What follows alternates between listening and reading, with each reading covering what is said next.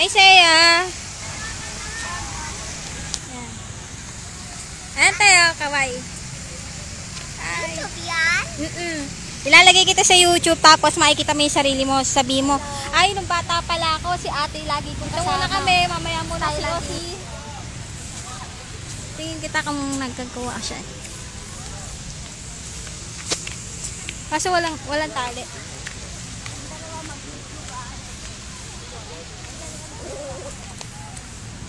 Ay, sorry. Video tayo muna ngayon. Tapos mamaya, pipicturean kita. Kabayan mo yung mga kaklase mo. Batiin mo yung mga kaklase mo. Hello! Sino sila? Sabi mo, nandito kami. Nandito kami sa Luneta. Nagpipictorial muna sina mama at saka sina ate. Visit na si Seya sa amin dahil gusto niya maglaro. Puro selfie ang ginagawa. Ayan si ate. Ayan si ate. Ayan. Siya yung kasama ko dati sa pag-encode. Tsaka ito ang bata namin sa office, ang bunso. Pwede magpakuha. Lahat ng bit na sa akin. Ayan si ate. Ayan. Banding kami minsan lang sa isang taon. Kaya ito si Seya. Naabutan ko na siya, ganito na siya kalaki. Hindi na siya yung dati na maliit na Seya pinapaiyak. Hashtag Seya Enforcer. Hashtag Seya Encoder. Diba? Pag wala si Seya, ako yung pinapaiyak sa office.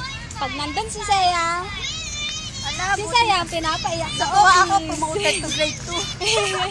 Kala ko ano. Bye-bye. Patawid muna kami.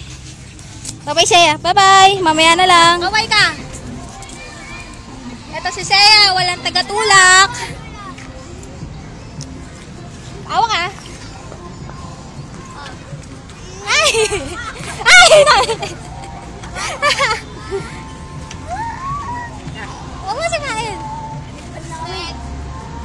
Bye-bye ka. Ayan o. Ay! Lumampas ka sa video. Kaway ka! Kaway! Tulak po ako. Dapat doon ka pala, oh. Yun, oh. Pang malaking tao to, eh. Isama mo yung sapato nasa dyan at ano. Dali. Salita ka naman, Seya. Naka-video ka. Ano, masaya? Masaya? Pag-uwi, pagsakto. Pagod. Bye-bye ka na, bye-bye. Lipat tayo sa iba.